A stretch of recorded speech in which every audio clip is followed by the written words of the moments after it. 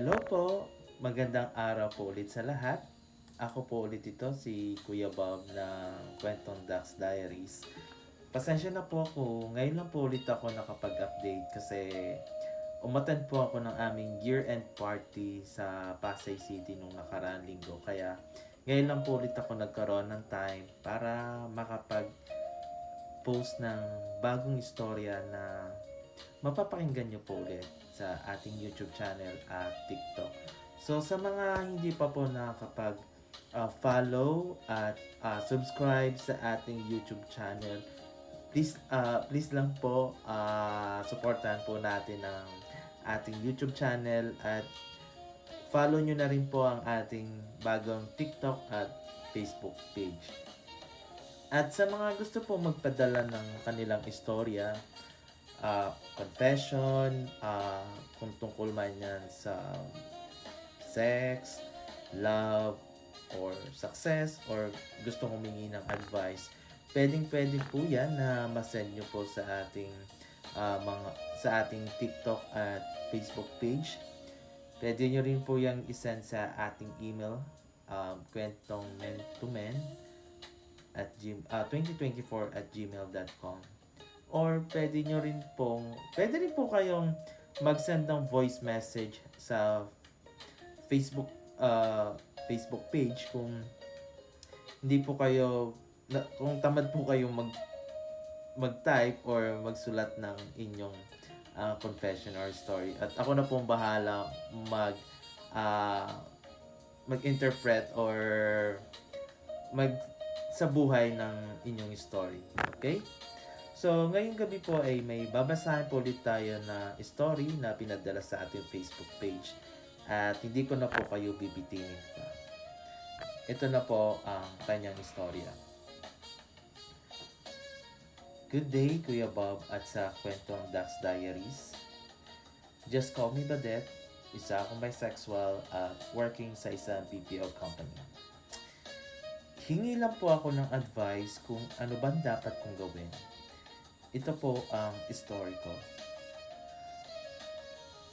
Back in 2020, active po ako sa pag-resell ng mga items online as our main source of income ng pandemic.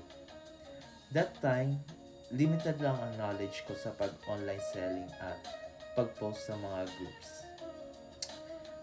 Hanggang sa tinuruan nga ako ng aking supplier na kailangan sipagan ko raw talaga sa pagpo-post online sa mga groups at marketplace.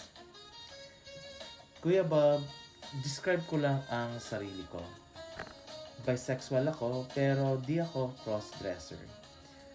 I do attract for both female and male, pero mas matimbang sa akin ang lalaki.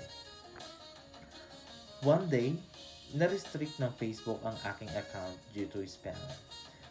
Kaya di ako makapag-post at restricted din ang aking messenger. Kaya nag-ask ako ng help sa supplier ko. Sabi niya, gumawa daw ako ng backup account para tuloy-tuloy ang pagpo-post ko ng mga paninda online. That time, Kuya Bob, ang sinisell kong items are Japan-made items na siniship pa dito sa Pinas. Kaya sigurado maganda talaga ang quality ng aming items. At ganun na nga ang ginawa ko, Kuya Bob. Nag-create ako ng dami account. Pero sa di ko malaman na dahilan, gumawa ako ng account na kinuha ko ang picture sa isang magandang influencer. Sabi ko, baka mas marami akong ma-attract na potential customer kung isang magandang babae ang gagamitin ko na picture or profile. At ganun nga ang nangyari, Kuya Bob. Madami nga akong na-receive na friend request noong mga sumunod na araw. May nare-receive pa ako na PM na kesyo pwede ba daw akong ligawan at kung ano-ano pa. Ako naman, medyo kinikilig kaya pinanindigan ko na ang pagiging girl ko sa likod ng isang fake na account. At di rin naman ako nagkamali sa ginawa kong strategy, Kuya Bob. Madami ako naging suki at customer sa account na yun. Till one day, may isa akong friend request na natanggap. Galing yon sa isang lalaki na naka-uniforme ng pang security guard sa isang office. Familiar ako sa ganong uniform ng guard kasi sa office namin ganon ang uniform ng mga guard namin.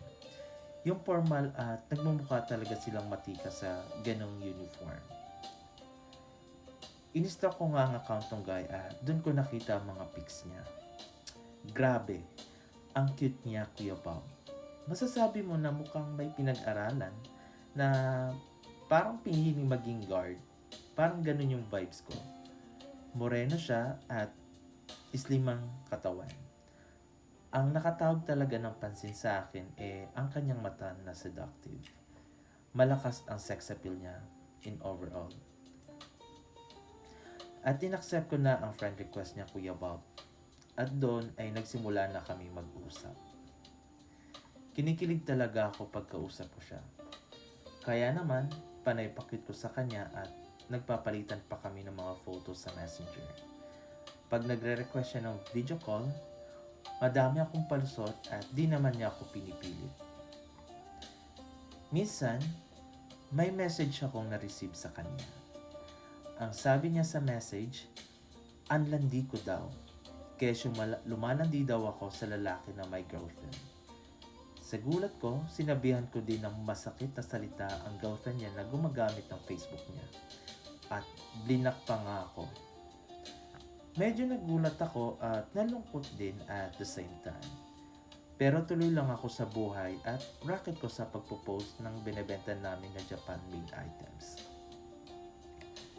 Sumunod na araw, may na-receive ulit ako na message sa kanya. Humihingi siya ng sorry sa sinabi ng kanyang girlfriend at sinabi niya na di na daw niya bibigyan ng access ang kanyang selosang girlfriend. Ako naman, kiber lang kasi di naman big deal kung tuluyan na kami mawawala ng connection. Pero deep inside, nandun ang panghihinayang kasi bet ko talaga siya, Kuya Bob. Hanggang sa magkahigpitan na naman ang quarantine noon, Kuya Bob.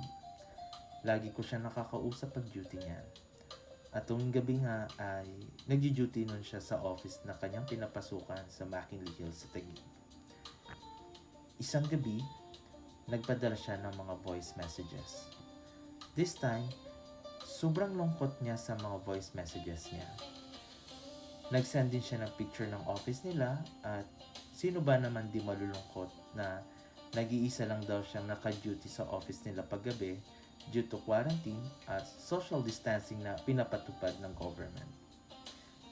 Hanggang sa umiyak na nga siya sa mga voice messages niya at gusto niya lang daw talaga maglabas ng sama ng loob sa kanyang nararanasan na problema. Problema sa pamilya at sa kanyang selosang girlfriend. Sabi niya, hirap na daw siya sa girlfriend niya. May plans na para siyang mag-work nun sa Macau as parking attendant sa isang hotel at itong girlfriend niya ang pumipigil sa plans niya.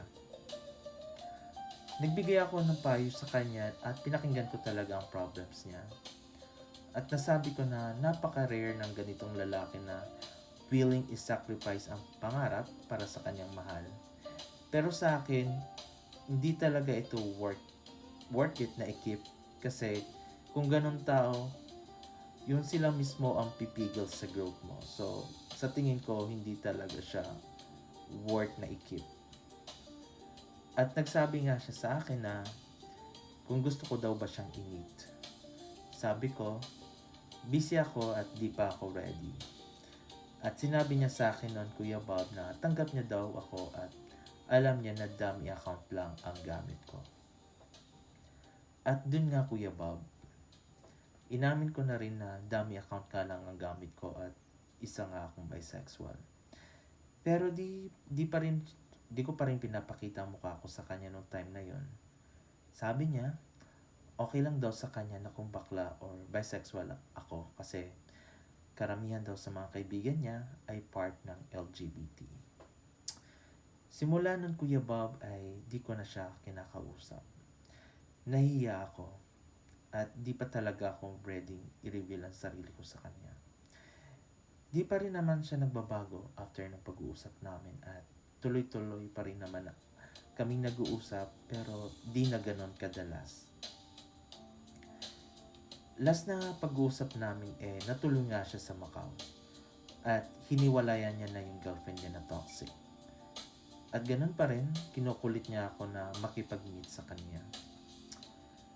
Kuya Bob, ano po ba ang dapat kong gawin? Almost 3 years na yung last na pag-uusap namin at active pa rin siya sa friend list ko. It's time na ba na i-reveal ko na sa kanya kung sino ako sa likod ng dami account? Sana mabigyan niyo po ako ng payo at ng mga members ng Kwentong Dax Diaries. Lubos na gumagalang, Badet ng Taguig City.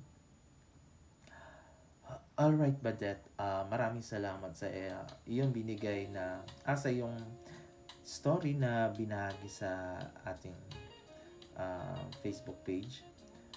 At kung ako ang tatanungin mo, Badet, kung ano ba ang dapat mong gawin, kailangan mo na talagang i-reveal ang sarili mo sa kanya kasi para sa akin, napaka-unfair nun sa guy na hindi siya nag sa'yo, hindi siya naging unfair sa'yo from the start. Pinakita niya kung ano siya, kung ano yung gusto niya. Kahit alam niya na-sense niya na rin siguro along the way na hindi talaga totoo yung account na girl, yung kausap niya behind that account. So, it's time for you na i-reveal mo na yung sarili mo sa kanya kasi malinis naman ang intention ng guy sa iyo sa tingin ko ha. Kasi kung masamang tao yan or hindi malinis ang intention ng tao sa iyo, hindi siya magsasayang ng oras sa iyo. At isa pa, isipin mo ha, yung time na lang na nagbibigay siya sa iyo na naglabas siya ng sama ng loob sa iyo ng mga problems niya. Siguro na-sense niya din na kahit na dami account ka, nararamdaman niya na may sense kang kausap at tao ka pa rin kausap behind that profile. So girl, good luck sa'yo. Sana tigilan mo ng pagpapanggap kasi nabuko ka na niya. Alright. So sa mga ating mga members dito sa Kwentong Dax Diaries, ano ba ang dapat gawin ni Badet? Kailangan niya na bang i-reveal ang sarili niya? Or kailangan niya pa rin i-hide ang sarili niya behind that account? Comment nyo lang po ang inyong mga payo sa ating Facebook page at sa TikTok para mabasa namin ang inyong opinion at payo na rin sa ating letter sender. So maraming salamat po sa pagkinig ng ating confession for today at sana po ay tuloy-tuloy pa rin po ang suporta nyo sa ating Kwentong Dax Diaries. Maraming salamat po ulit at magandang gabi sa inyo lahat.